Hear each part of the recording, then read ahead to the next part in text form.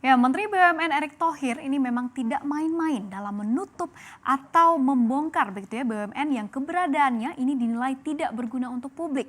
Bahkan dalam beberapa tahun ke depan, Erick Thohir ini ingin menutup hampir setengah atau 50% dari perusahaan-perusahaan plat merah yang ada saat ini.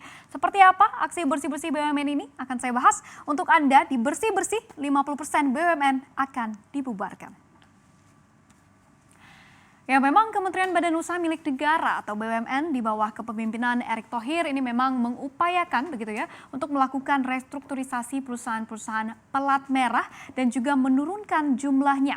Di mana sebelum Erick menjabat sebagai Menteri BUMN gitu ya, negara kita ini mempunyai 142 perusahaan pelat merah atau BUMN, dan tak hampir setahun menjabat beberapa perusahaan pelat merah yang kita punya saat ini hanya tinggal sekitar 107 perusahaan pelat merah saja atau berkurang 35 perusahaan dalam waktu yang cukup singkat kalau kita lihat begitu ya. Dan dalam beberapa tahun ke depan Erick Thohir ini menyampaikan ke Presiden Joko Widodo bahwa jumlah perusahaan BUMN ini akan terus diturunkan dalam beberapa waktu mendatang hingga ini targetnya begitu ya menjadi 70 perusahaan pelat merah saja. Artinya di bawah kepemimpinan dari Erick Thohir setengah atau 50% perusahaan pelat merah ini akan ditutup karena dinilai merugikan negara begitu. Dan dalam paparan Erick Thohir kepada Komisi 6 DPR RI kemarin ini menyebutkan bahwa kementerian ini telah mendapatkan yang namanya kewenangan atau restu begitu ya dari Presiden Joko Widodo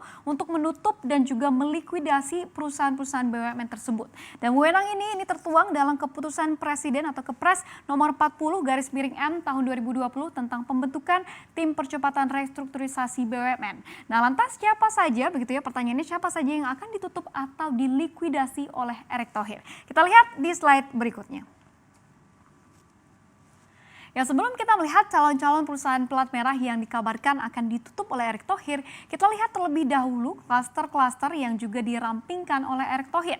Yaitu dari 27 klaster sebelumnya, ini hanya menjadi 12 klaster saat ini. Kita lihat bersama, yang pertama ini klaster-klaster ini akan dipegang oleh dua wakil Menteri BUMN Erick Thohir begitu ya, untuk klaster industri migas dan energi, lalu kemudian perkebunan, kehutanan, pupuk dan juga pangan, lalu kemudian industri minerba, kemudian farmasi dan kesehatan, pertahanan, dan manufaktur dan industri lainnya ini akan dibawahi oleh Wakil Menteri BUMN 1 yaitu Budi Gunadi Sadikin. Dan masuk ke dalam klaster yang dibawahi Budi Gunadi Sadikin ini nantinya adalah BUMN jumbo begitu ya, seperti PT Pertamina, PT Perusahaan Listrik Negara atau PLN, dan juga perusahaan gas negara atau Pegas, Inalum, Krakatau Steel atau KRAS, dan juga sebagainya begitu ya.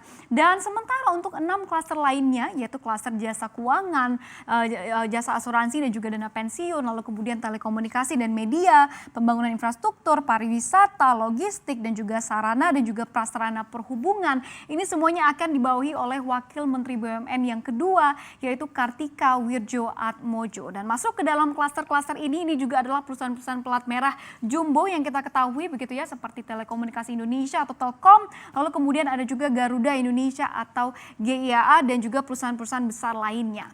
Nah, balik lagi ke pertanyaan kita begitu ya, kira-kira perusahaan pelat merah mana saja yang terancam ditutup oleh Erick Thohir karena memang keberadaannya dinilai hanya merugikan uang negara setiap tahunnya. Kita lihat di slide berikutnya.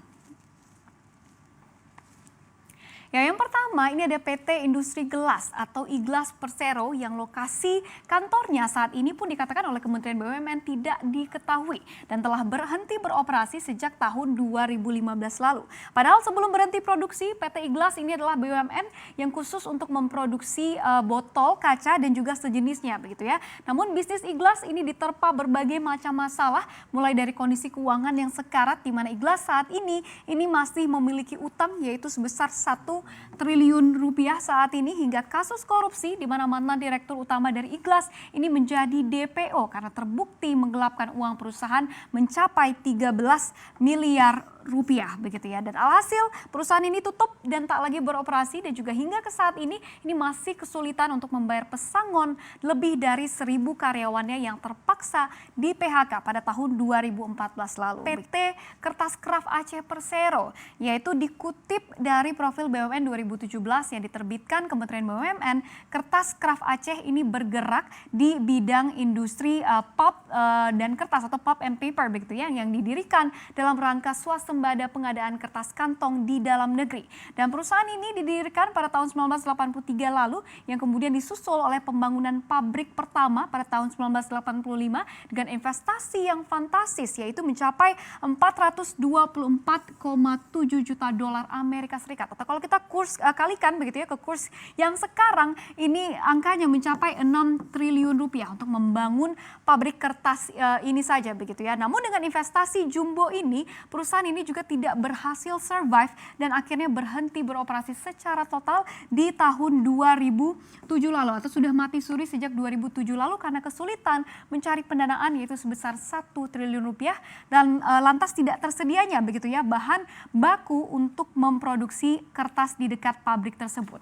Pertanyaannya adalah, kalau tidak ada bahan baku di sekitaran pabrik tersebut, ini mengapa dibangun pabrik kertas yang sampai memakan biaya sebesar 424 juta dolar Amerika Serikat pada tahun 1985 lalu. Bisa kita bayangkan berapa besarnya 400-an juta dolar Amerika Serikat di tahun 1980-an lalu begitu ya. Nah, setelah dari Iglas dan juga Kertas Aceh ini, ada juga BUMN yang agak miris sebenarnya kalau harus ditutup. Karena mungkin kalau Anda sering naik pesawat begitu ya di tahun 1990-an dan juga di awal tahun 2000, maskapai ini merupakan salah satu maskapai terbaik di negeri kita saat itu. Siapakah dia? Kita lihat di slide berikut.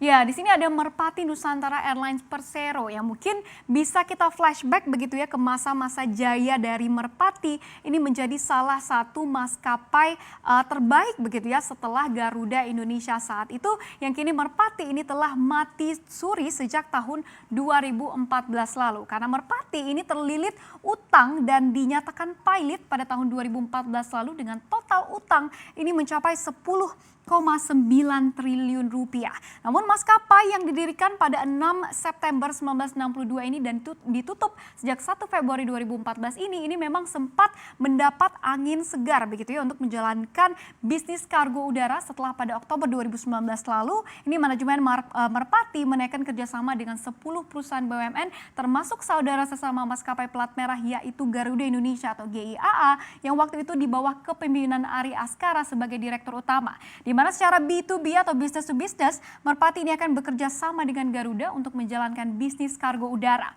Namun kita ketahui setelah perombakan direksi Garuda Indonesia, di mana direktur utama yaitu Ari Askara dicopot dari jabatannya dan juga direktur kargo yang ikut dicopot yaitu Muhammad Iqbal, ini tidak ada lagi kelanjutan dari kerjasama antara dua maskapai pelat merah ini. Jadi inilah yang menjadi sebab kenapa Merpati disebut-sebut akan ditutup juga secara total, karena faktanya pesawat ini tidak lagi mengudara sejak tahun 2014 lalu begitu. Jadi di antara perusahaan-perusahaan plat merah ini, yang manakah akan ditutup oleh Erick Thohir karena keberadaannya lebih merugikan negara dan lebih murah begitu ya kalau ditutup atau dibubarkan saja? Kita nantikan ke depannya.